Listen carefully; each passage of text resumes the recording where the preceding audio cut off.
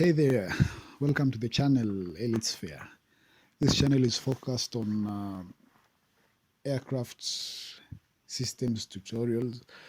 We'll be posting tutorials on aircraft systems on a weekly basis to enable us share the knowledge that we have. We kindly request that you recommend the channels to your friends, to your colleagues, so that we share the knowledge together. Please subscribe to the channel if you haven't subscribed, so that you'll be getting notifications whenever we post a new video. Thank you and welcome. Today we are going to discuss the theory of flights, and we look at the aerodynamics and flight controls of an aircraft. And on this topic, we'll start by looking at the aircraft stability and aircraft control. So thank you for tuning in, and let's do this. Aircraft stability. Stability is the property or capability of an aircraft to return or to remain on its original state of flight after disturbance with minimum effort from the pilot. This can be disturbance due to gust or winds. So if the aircraft is able to go to its original state of flight, we say that is the aircraft stability. Control is the action of rotating the aircraft about one or more of its axes through the use of the control surfaces. We go to the axis of control of an aircraft. We have three axes, namely the longitudinal axis, we have the lateral axis, and finally we have the normal, also called the vertical axis. The longitudinal axis is an imaginary straight line that runs along the center of the fuselage from the nose to the tail of an aircraft through the center of gravity. The lateral axis is an imaginary straight line that runs spanwise from wingtip to wingtip through the center of gravity and is perpendicular to the longitudinal axis. Finally, we go to the normal axis, also called the vertical axis.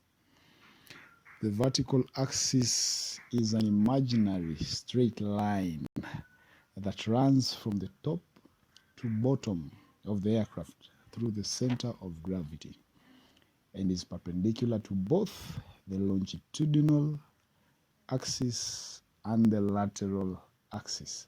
So all the three axes goes through the center of gravity. All the three axes are imaginary straight line. Next, we go to the movements along and about the aircraft axis. We start with the longitudinal axis. The movement along the longitudinal axis are forwards and backward movement. And the movement about this longitudinal axis is known as rolling. An aircraft can either roll to the right or roll to the left. We look at the movements along the lateral axis. These movements are called side skidding and side slipping. The aircraft can skid to the right or to the left, or slip to the right or to the left. We look at the movement about the lateral axis. The movement is called pitching. Pitch up and pitching down of an aircraft. Then we go to the normal, also called the vertical axis. The movement along this axis are climb and descent. And the movement about this normal axis is known as yawing. Yawing to the right, yawing to the left. Those are the movements about the aircraft axis. Stability and control of an aircraft. We'll start with stability and control about the longitudinal axis. The control about the longitudinal axis is achieved by moving the ailerons through the left or right movement of the control column or side stick, like the one found on an Airbus aircraft. So if you move the control wheel to the left or to the right, the ailerons move, and in turn they roll the aircraft. The stability about this axis is called lateral stability. Lateral stability, that is stability about the longitudinal axis. Next, we look at the lateral axis. The lateral axis, which we said is an imaginary straight line that runs spanwise from wingtip to wingtip through the center of gravity of the aircraft, and that is perpendicular to the longitudinal axis. So the lateral axis, the control about the lateral axis is achieved. So the lateral axis, the control about the lateral axis is achieved by moving the elevators, or pushing of the control column or the control stick. Again, like the one we find on an Airbus aircraft. When you push the elevators, when you push the column, the elevators come by increase, therefore producing more lift, lifting the tail and pushing the nose down, and vice versa. Stability about this axis is called longitudinal stability. Notice one thing, the stability about the lateral axis is longitudinal stability, and stability about the longitudinal axis is lateral stability. So don't let the two confuse you. Don't get confused by these two axes. They interchange the name for the axis and the stability. One takes the name of the other axis as its stability name. Next, we look at the normal axis, also called the vertical axis. And the control about the vertical axis is achieved by pushing of the rudder pedals. That is by moving the rudder through the action of pushing the pedals, the right rudder and the left rudder pedals. Stability about the normal axis is called directional stability. Directional stability. So we have lateral stability, longitudinal stability, and directional stability for the three axes that we've talked about over an aircraft. We look at next we are going to look at the aircraft primary flight controls. The primary flight controls are used to move the aircraft about its axis. They are the ailerons, the elevator, and the rudder. At times some material or some forums classify spoilers as primary flight controls, but the main flight controls that we know are the ailerons, the elevators, and the rudder. Next, we go to the secondary flight controls. On the secondary flight controls, we know these are the controls that are used to increase or decrease lift, drag, or to help in moving the primary flight control surfaces.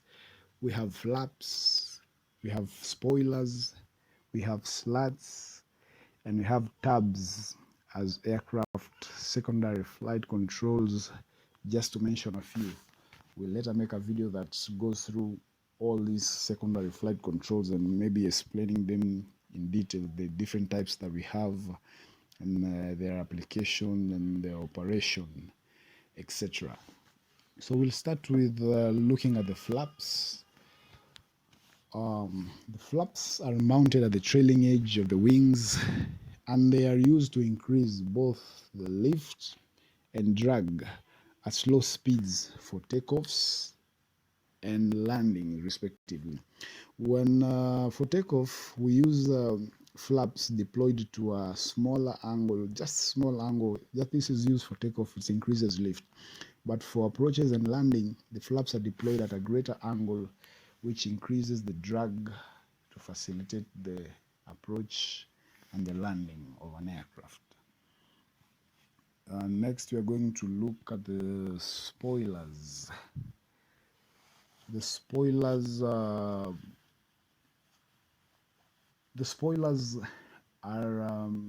mounted at the top surface of the wings. They lie flush on the top surface of the wings, and their function is to damp lift for approach and for landing. They are spread along the top surface of the wing from the root almost to 2/3 of the wing. You find the spoilers there on the top surface of the wing. Next, we're going to look at the slats. The slats are mounted at the wing's leading edge and are used to increase lifts at high angles of attack. That is the function of the slats. They're deployed, they move slightly forward and slightly beneath the leading edge of the wing. We'll go to our next secondary flight control, which is the speed brake. No, the tabs, sorry. Tabs are mounted at the trailing edges of the primary control surfaces, and they are used to assist the pilots in moving the control surfaces.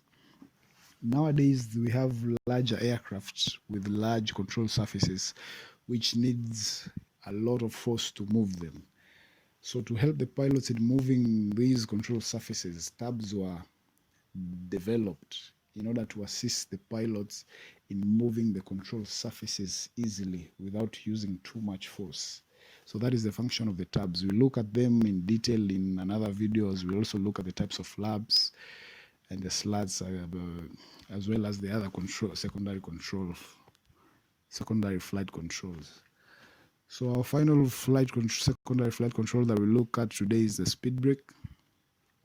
The speed brakes are used on touchdown to assist in damping lift.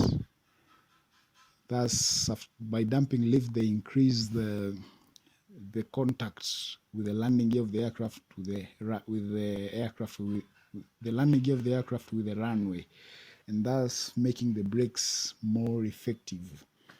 So that is the function of the speed brakes. They increase the effectiveness of the brakes on touchdown. We look at all these secondary flight controls in another video where we'll discuss them in details. We'll discuss the different constructions that we have, the different types, how they operated, is it independently or they're cooperated in conjunction with other system, in our next probably our next video. So thank you for tuning in today for this video. I hope you've learned something from this video. If you have any comment, if you have any suggestion, whatever it is, you can post it in the comment section and I will go through them and we'll get back. Thank you and stay tuned. Share the word.